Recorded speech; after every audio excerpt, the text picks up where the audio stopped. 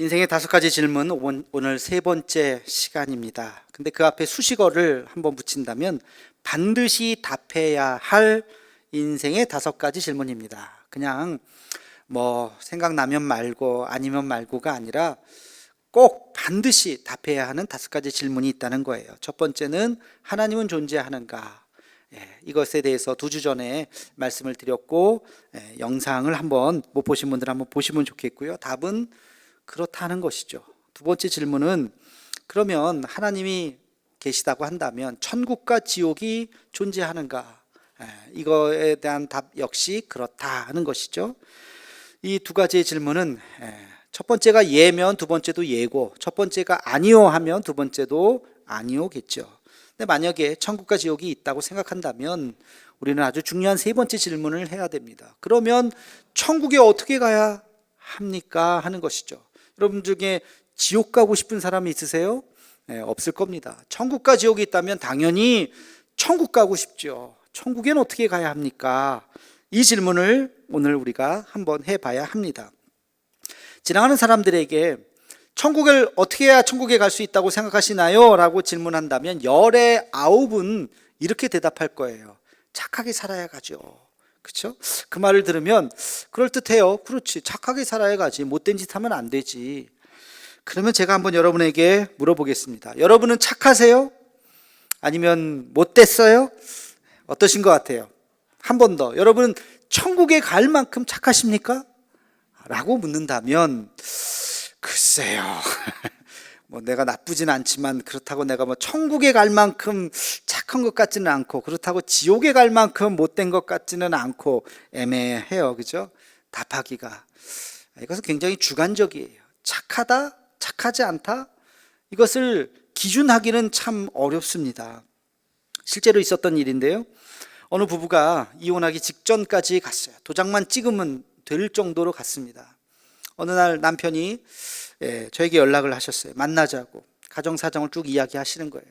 그러니까 거기까지 갔으니까 이제 다 얘기하는 거예요. 근데 얘기를 들어보니까 남편이 너무 불쌍해요.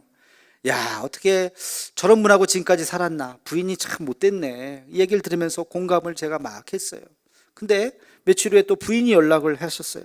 만났어요. 이야기를 들어보니까 남편이 진짜 못된 놈이에요. 아니, 그래요? 진짜요? 예. 야, 양쪽 얘기를 탁 듣고 나서 결론이 있어요. 결론이 뭐냐? 부부싸움은 끼어드는 게 아니다. 알아서들 하시라고. 그러니까 한쪽에서는 참 선한데 한쪽에서 볼 때는 선하지 않을 수 있다는 거예요. 누구의 관점에서 보느냐. 여러분들도 마찬가지일 거예요. 어떤 분들은 여러분 참 너무너무 이런 분이 없다고 천사 같은 분이라고 말하는 사람이 있겠고, 또 한쪽에서는 아유 저런 사람이 라고 말하는 분이 있을 수도 있겠죠. 그러니까 여러분, 착하다, 선하다, 그걸 가지고 그 기준으로 우리가 하나님의 나라에 간다라고 말하는 것은 굉장히 어려운 것입니다. 자, 이 질문을 우리가 이렇게 바꿔볼 수가 있어요. 천국 간다는 단순한 이야기 말고 조금 더 포괄적으로, 조금 더 신학적으로 질문을 해보면 과연 구원을 어떻게 받을 수 있느냐 하는 것입니다. 어떻게 구원을 받을 수 있는가. 그래서 이것을 제가 오늘 말씀의 제목으로 삼았습니다. 천국 가는 것과 구원 받는 것 비슷한 개념일 수 있지만 조금 다릅니다. 구원 받는다고 하는 것은 천국 가는 것을 포함하는 거예요. 천국 가는 것은 구원 받는 거예요. 그러나 천국 가는 것만 구원이라고 말하지 않습니다. 구원은 이 세상에서 살면서 우리가 얻을 수 있는 것이 바로 포괄적으로 구원인 것입니다. 이 세상에 살면서 우리에게 있는 수많은 짐이 다 내려놓게 되는 것, 마음의 자유함을 얻는 것, 이것이 구원의 큰 의미인 것입니다. 인간에게는 3가지의 짐이 있어요. 첫 번째 짐은 죽음의 짐이에요. 여러분, 우리는 다 죽는다는 사실 앞에 근원적인 두려움이 있습니다. 옆에 누군가가 돌아가시고, 이번 주도 장례 간고 제가 말씀을 드렸는데 67세밖에 되지 않으신 권사님, 굉장히 젊은 나이잖아요. 근데 벌써 가셨어요. 주변에 아마 그런 분들 많이 계실 거예요. 죽음이라고 하는, 내 가까운 사람이 죽고 또 내가 갑자기 병에 들었을 때 우린 두려움이 있습니다. 아, 내가 가는구나, 죽는구나. 죽음에 대한 근본적인 인간은 두려움이 있어요. 두 번째는 고통의 짐이에요.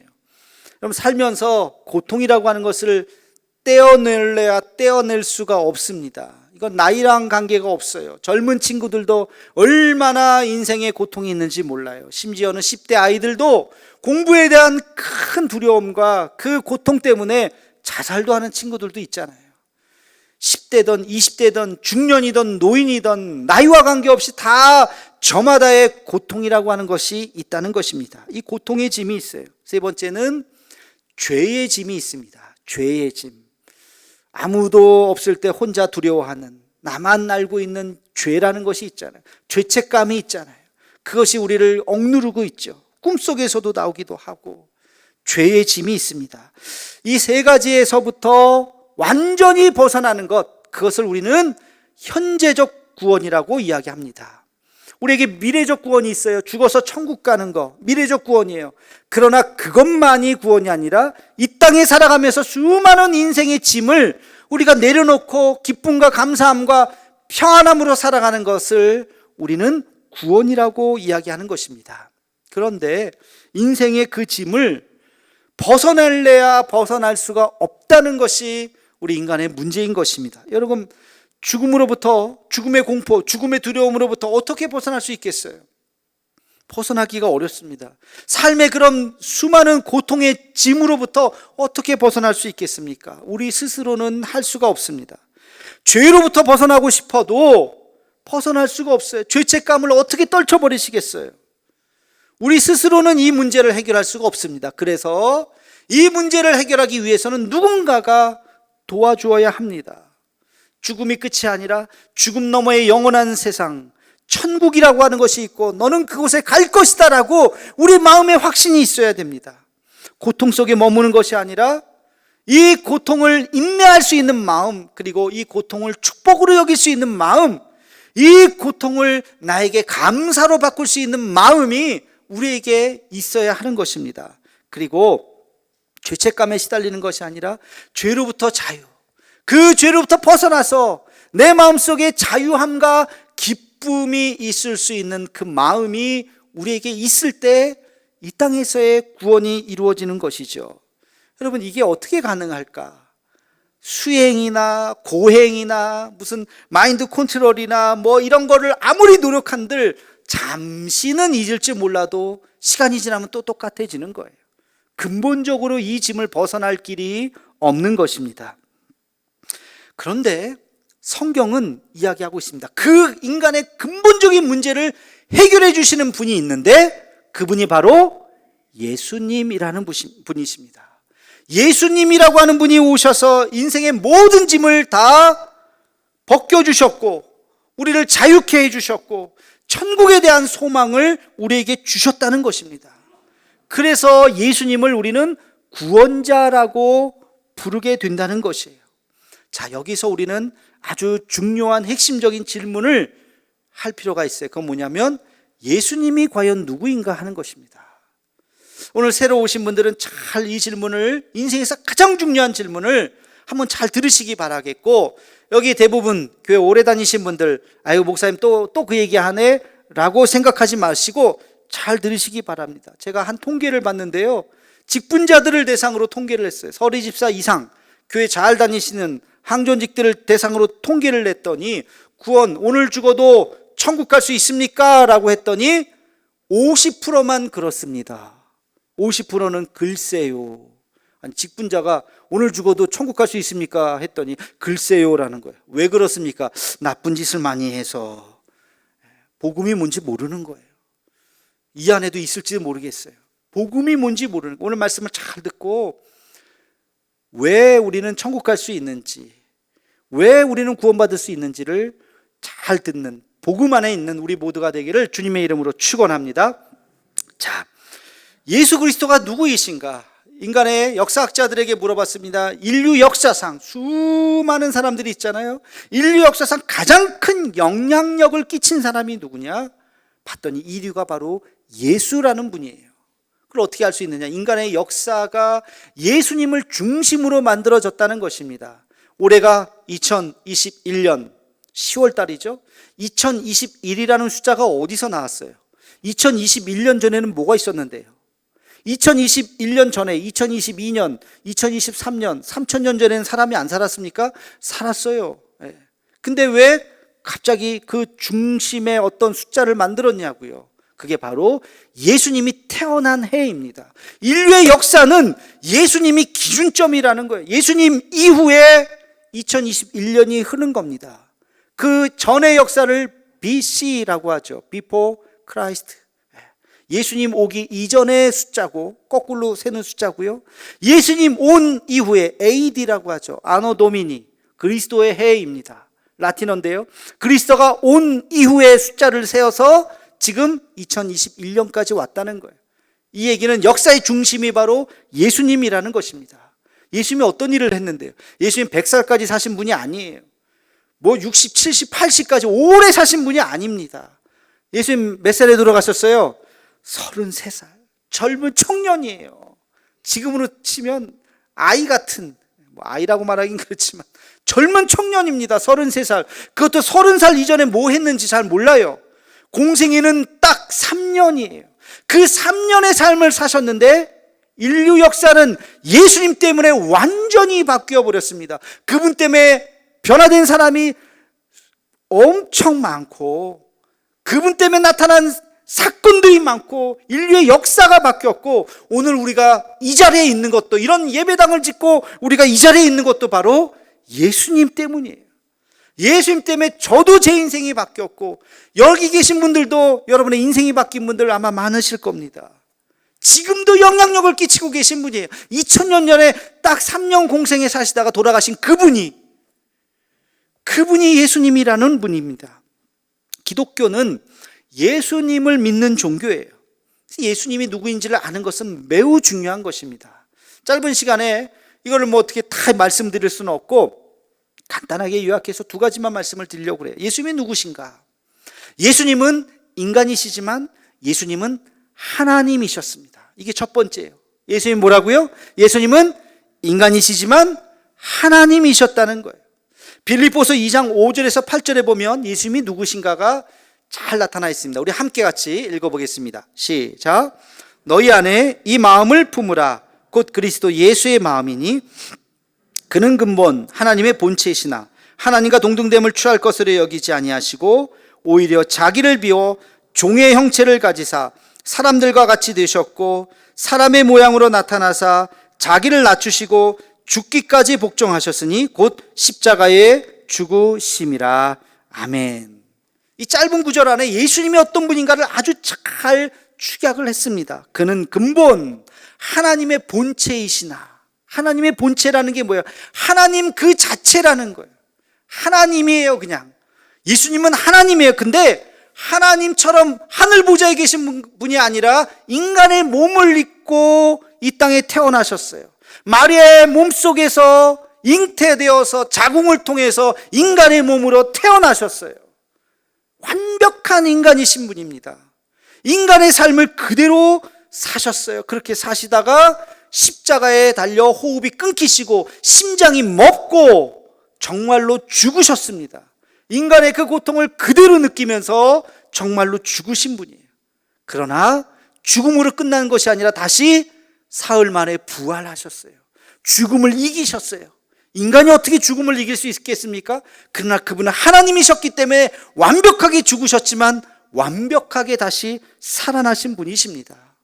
그래서 우리는 기독교에서는 하나님을 부를 때 성부 하나님, 또 인간의 몸을 가지고 이 땅에 오신 성자 예수님, 그분도 성자 하나님이라고 그러고, 그리고 우리에게 주신 지금도 우리 마음속에 있는 성령님, 성령 하나님, 이것을 삼위일체의 하나님이라고 이야기를 합니다. 그래서 예수님은 누구이신가? 예수님은 완벽한 인간이셨고 그러나 완벽한 하나님이셨다라고 하는 것을 우리는 잊어서는 안 될 것입니다. 하나님의 말씀이라고 하는 이 성경은 무슨 책이냐? 처음부터 끝까지 예수님에 대한 책이에요. 예수님이 누구이신가? 예수님이 무엇을 하셨는가? 그리고 예수님이 어떤 일을, 우리에게 어떤 말씀을 주셨는가? 성경은 예수님에 대한 말씀인 것입니다. 그래서 성경을 통해서 우리는 예수님이 누구인가를 알아야 하는 것입니다. 이것이 우리가 알아야 하는 예수님에 대한 첫 번째, 그분은 인간이시지만 하나님이셨구나 하는 것을 여러분 꼭 기억하시기를 주님의 이름으로 축원합니다. 자, 두 번째 우리가 기억해야 될 것이 있어요. 예수님은, 이것이 중요한 건데요, 예수님은 구원자이시라는 것입니다. 구원자. 마태복음 1장 21절에 보면 이런 말씀이 있습니다. 우리 함께 같이 읽겠습니다. 아들을 낳으리니 이름을 예수라 하라. 이는 그가 자기 백성을 그들의 죄에서 구원할 자이심이라 하니라. 아멘. 아들을 낳으리니 그 이름을 예수라 하라. 천사가 알려준 거예요. 딸인가 아들인가 옛날에는 낳아봐야 알았잖아요. 2000년 전에는 그러지 않았겠습니까? 지금은 뭐 다 알지만, 그래서 아들을 낳을 것인데 그 이름을 예수라 하라. 예수라는 뜻은 구원자라는 뜻이에요. 우리말로 번역하면 구원자. 이름을 구원자라고 지으세요. 그가 우리의 모든 죄를 구원할 분이십니다 라고 천사가 미리 알려준 것입니다. 구원자. 아까 제가 세 가지의 구원이 있어야 된다고 말씀을 드렸죠. 인간에게 근본적인 세 가지의 문제가 있다고 그랬습니다. 죽음의 문제, 고통의 문제, 죄의 문제입니다. 여기에서부터 예수님은 우리를 구원해 주신 분이십니다. 자, 한번 잘 들어보시기 바랍니다. 첫 번째, 죽음의 문제를 예수님은 어떻게 해결하셨는가? 예수님도 죽으셨어요. 인간이셨기 때문에 숨이 멎었다고요. 창이 옆구리를 찔려서 완전히 죽으셨어요. 장사까지 지냈습니다.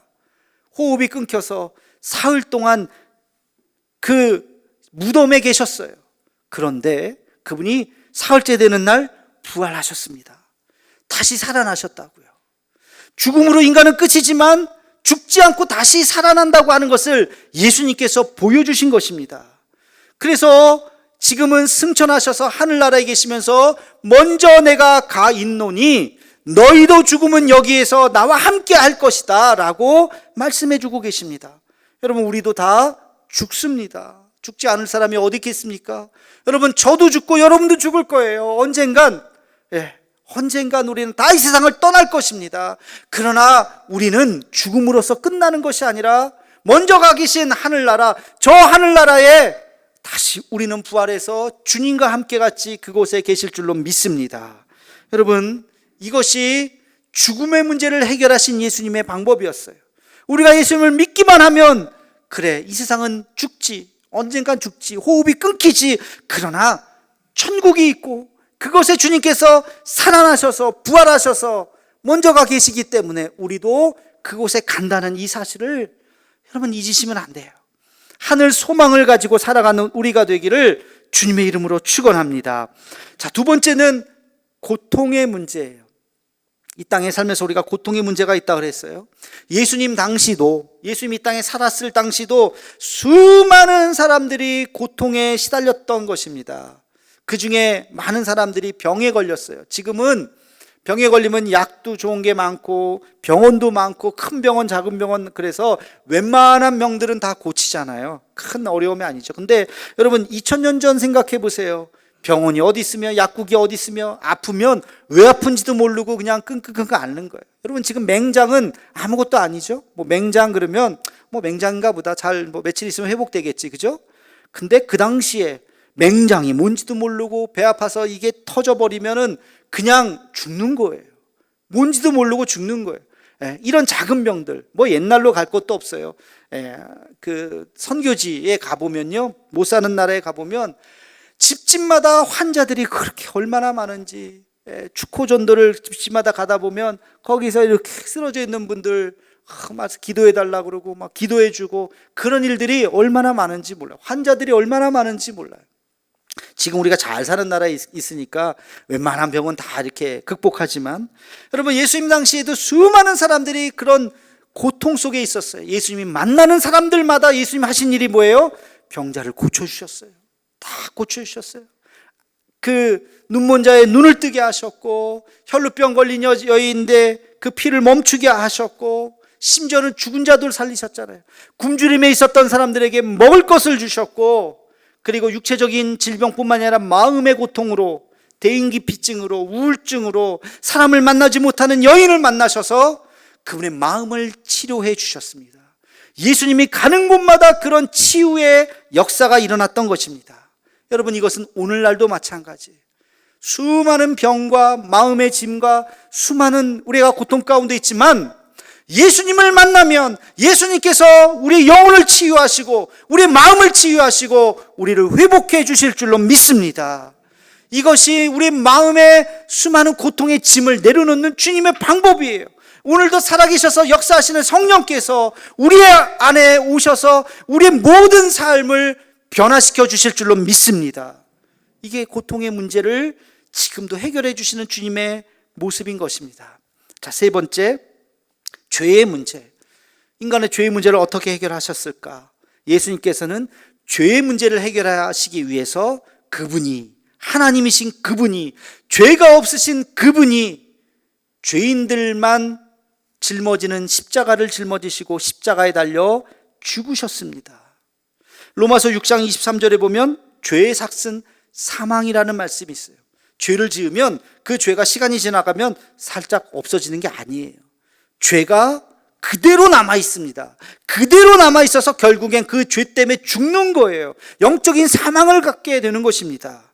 레위기 17장 11절에 보면 죄를 없애기 위해서는 피가 죄를 속하느니라, 이런 말씀이 있어요.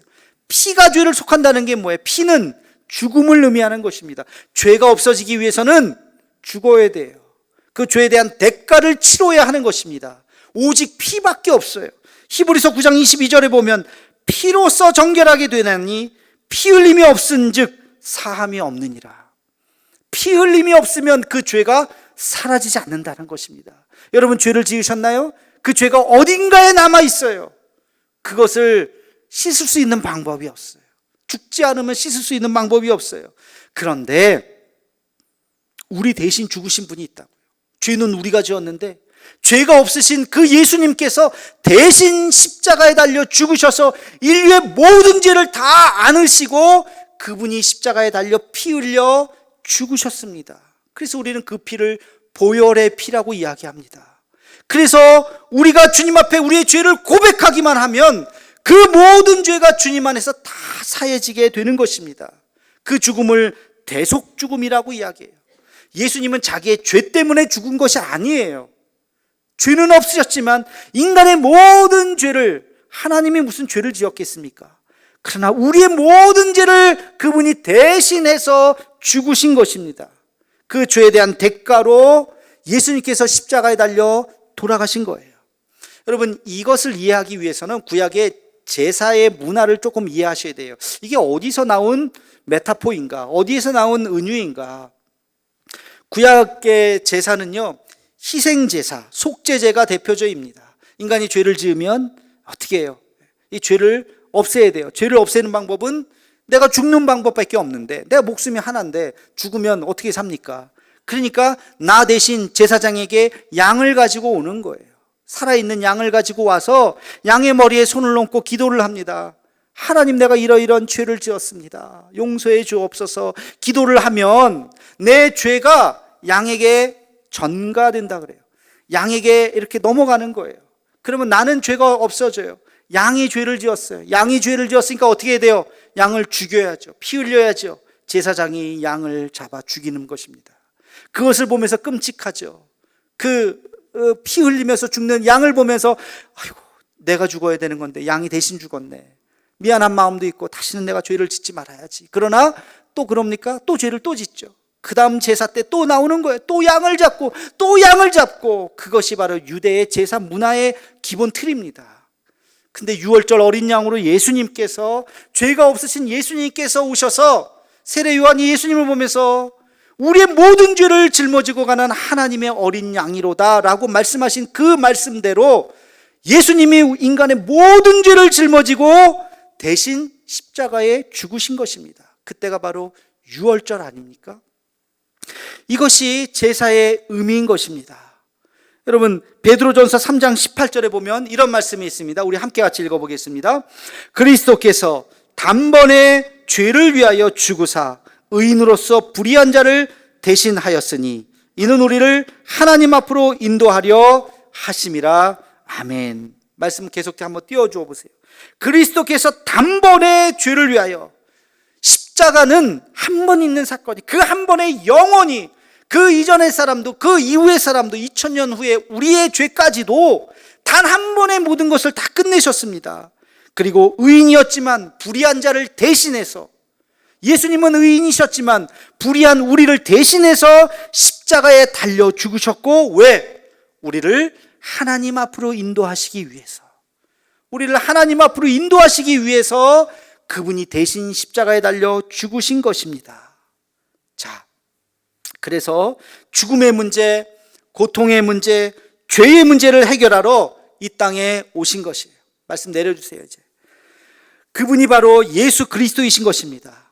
여러분, 예수 그리스도, 그리스도라는 말은 구원자라는 뜻이에요. 우리를 구원하실 분, 예수님도 구원자라는 뜻이요, 그리스도도 구원자라는 뜻입니다. 그 예수가 그리스도가 되셨습니다. 우리의 구원자가 되신 거예요. 예수님을 믿기만 하면 우리는 주님 앞에 나아갈 수 있는 것입니다. 자, 이제 말씀을 한번 정리를 해보겠습니다. 여러분, 제가 처음 질문이 뭐였습니까? 처음 질문이 천국에 갈 수 있는가 하는 질문이었어요. 천국에 갈 수 있는가? 어떻게 천국에 갈 수 있는가? 이 질문은 우리가 구원을 어떻게 얻을 수 있는가 하는 질문이라 그랬습니다. 구원이라고 하는 것은 단순히 천국 가는 표를 한 장 얻는 것이 아니라 이 땅에 살아가면서 우리 인생에 짊어지고 있었던 세 가지의 짐들, 죽음의 짐, 고통의 짐, 죄의 짐을 다 해결해야 되는 것입니다. 우리 스스로 벗어날 길은 없어요. 스스로 여기에서 이겨낼 수 있는 방법은 없습니다. 누군가가 벗겨주어야 하는데 그분이 바로 예수님이라는 분이십니다. 그분은 하나님이시요, 그 하나님께서 우리를 대신해서 십자가에 달려 죽으심으로 우리의 죽음의 짐, 고통의 짐, 죄의 짐을 다 해결하셨던 분이십니다.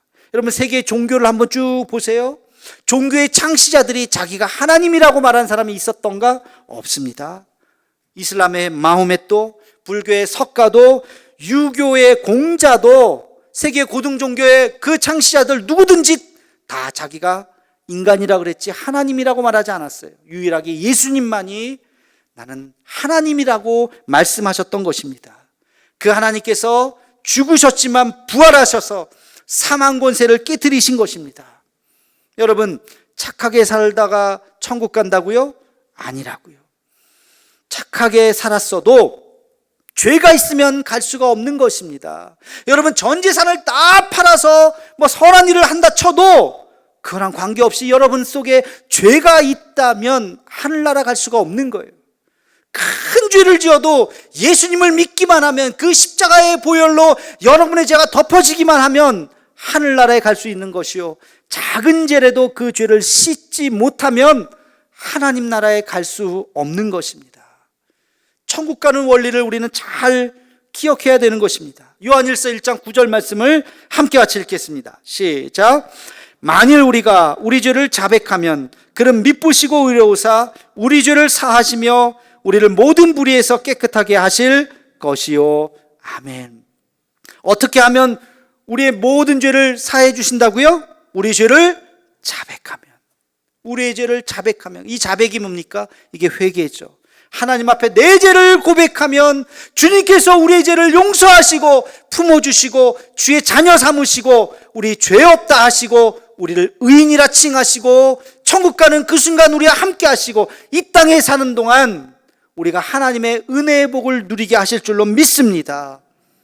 이 구원의 원리를 에베소서 2장 8절에서 9절은 이렇게 이야기하고 있습니다. 우리 함께 같이 읽겠습니다. 시작.